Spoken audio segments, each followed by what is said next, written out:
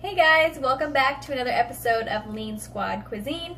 I am going to do the video solo tonight because my husband had to make a quick errand to meet his parents, so he should be back in about maybe 10 minutes or so. So I wanted to go ahead and just jump in and do the video for you guys so that when he gets back we can go ahead and eat because it is ready and it's warm and we want to eat it before it gets cold. So grab your pen and paper now because I want to give you the scoop all up front so that you can just replay this later and it's all in one place, so you don't have to wait for us to go through it and then recap at the end quite so much. So there's a little bit more to this in terms of ingredients, mainly because we've substituted and modified some things. So the original recipe calls for certain things that we essentially just modified or changed up to make it just a little bit healthier. So long story short, the dinner recipe tonight is Salisbury steak with a mashed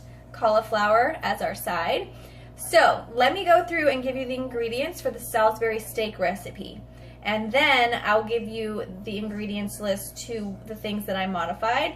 And then we'll do the same for the cauliflower mash, okay? So I'll give you a second to get your pen and paper. I have it all written down because there's no way I'm remembering all of this by heart.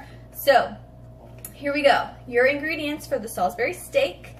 You're going to need, I'm going to again read this recipe based off what it is so you can make it as is, or like us, do your own modifications. It's your recipe, it's your dinner, it's your family, so you make it how you want to make it.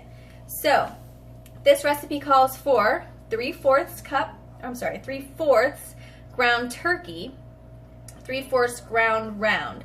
So what we used was just about 1.5 pounds of extra lean ground beef. Next, 1/3 cup of dry breadcrumbs, 2 large egg whites, cooking spray, we like to use the coconut oil variety, 3/4 cup of water, 3 tablespoons tomato paste, 2 tablespoons Madeira wine or dry sherry. We typically will just use a red wine that we have on hand at home, which is usually a cab or a red blend.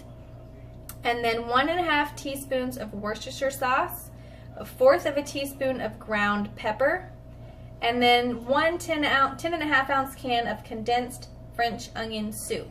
So there is another area where we modified again a bit. So instead of using the canned, already pre-made French onion soup, you can still do that, but a healthier version, of course, is always making it yourself. So that's what I'm going to give you next. So if you want to add that to your list, we're going to flip it over. This is the ingredients you want for your French onion soup, which is going to be the base of your Salisbury steak. That's going to kind of be your sauce. So to make that, you're going to need 1 large sweet onion, 1 tablespoon of olive oil, 1/4 teaspoon of chopped garlic, 1/2 cup dry white wine, 1 cup of beef broth, 1 cup of chicken broth, low sodium, organic if possible, 1/4 teaspoon of ground thyme, and then salt and pepper to taste. All right, so those are the things for the Salisbury steak. Now let's go through the ingredients that you need for your cauliflower mash, and then we'll go through how to make it. So I'm going to try to run through this a little bit quickly. So 1 head of cauliflower, again low sodium, 1 cup of low sodium organic chicken broth, 1 cup of water, 1/4 cup of light sour cream. And this is another area that we modified, and I went dairy free, so I used 1 can of organic coconut milk, which looks like this. All right, so use 1 can. I'll tell you how to do that in just a second. Mixed with 2 tablespoons of white vinegar. Okay, that's how you're going to replace your sour cream.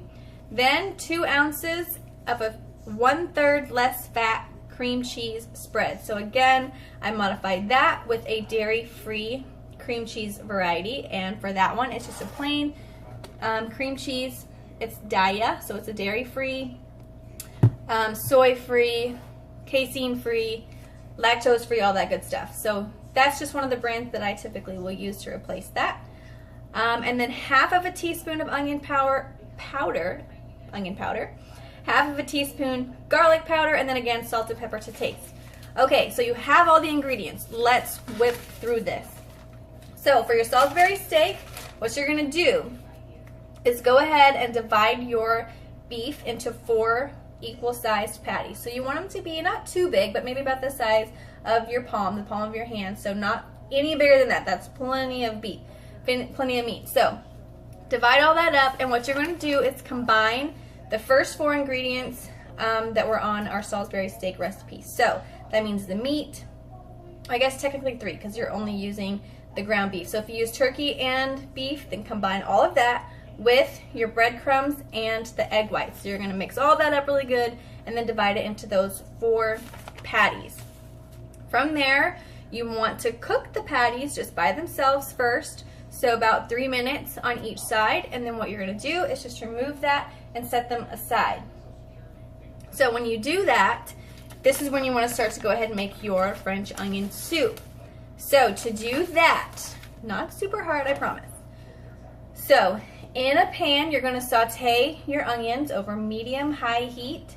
So typically we'll ask you to do medium-low and to really like prolong the cooking process to let them slowly caramelize, but nobody has 30 to 40 minutes to spend on caramelizing onions. So I want you to put it on medium-high heat, saute those onions really good in that olive oil until they start to caramelize and get that translucent color. And then, so that maybe takes 10 to 15 minutes if you have it on high, but really make sure that you're stirring them consistently and not letting them burn. That's the main thing. You just want them to get nice and soft and caramelized for that sweet, soft texture. So from there, you're going to add your garlic.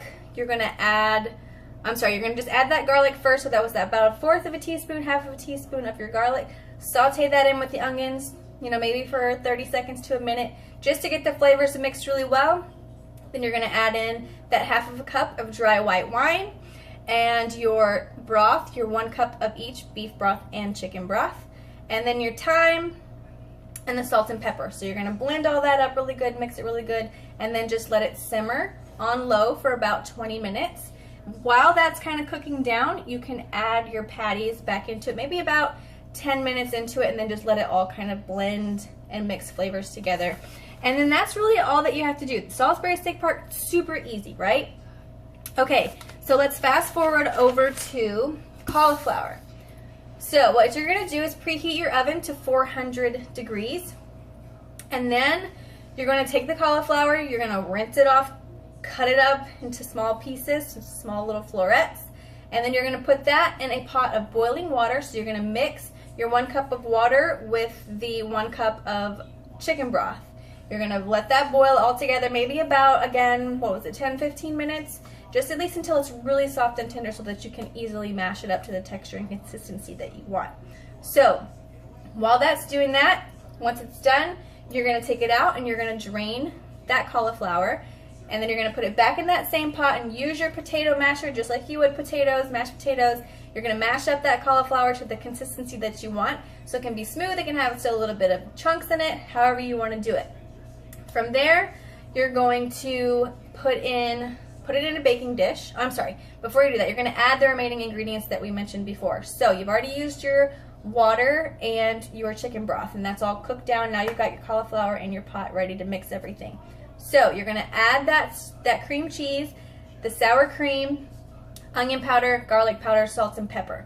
So from what we have there, just a light sour cream if you're going to use sour cream, and just a regular 1/3 less fat cream cheese if you're just using those two. You're going to mix it all up really good, and then you're going to put it into a baking dish, and you're going to put it in the oven, bake again on 400 for about 20 minutes, and then make sure you cover it, and then you're done. Everything's ready to go. So going back really quickly to the sour cream replacement, you're going to take that 1 can of coconut milk, right? You're going to put it in the refrigerator for at least 1, maybe 2 hours. You don't want to leave it too long. You can, but for quick purposes, just to be able to get to it and use it right away, you don't want it to get too hard, because what's going to happen, you're going to put that can in the refrigerator and it's going to separate. So it's full fat coconut milk, which means it's going to be a little bit more dense. So those two things are going to separate, so that part that you want is going to be on top. You're just going to scoop that out of the can,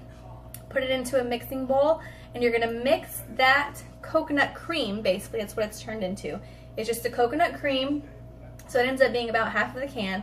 You're going to mix that with 2 tablespoons of white vinegar. Just blend that up, stir it up really good till it's mixed together, and then you throw it in just like you would regular sour cream that the recipe calls for. And then for your cream cheese, like I told you, it's just easy replacement. It's that Daiya brand plain cream cheese replacement. So that's it for our recipe tonight. We are about to sit down and eat. He just got in case you heard the door open, so we are wrapping up.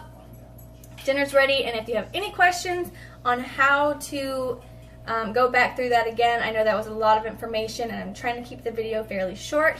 So Salisbury steak, healthy version with extra lean ground beef and a side of cauliflower mash. So again, if there's anything you need help with, let me know and I will run back through it. And if you need me to post an actual write-up of it, I can do that too. I know that was a lot to it, but I promise this recipe is really, really easy. It doesn't take any time at all. It's just a matter of doing it that first time, and then once you repeat it, if the family likes it, then do it again. Keep it healthy, keep it tasty, and it doesn't feel like a diet, because you shouldn't be on a diet. It's just cleaning up your eating. So I hope that was helpful. Again, put it on your grocery list for next week, and we will see you Wednesday for the next recipe. Everybody have a good night. Bye.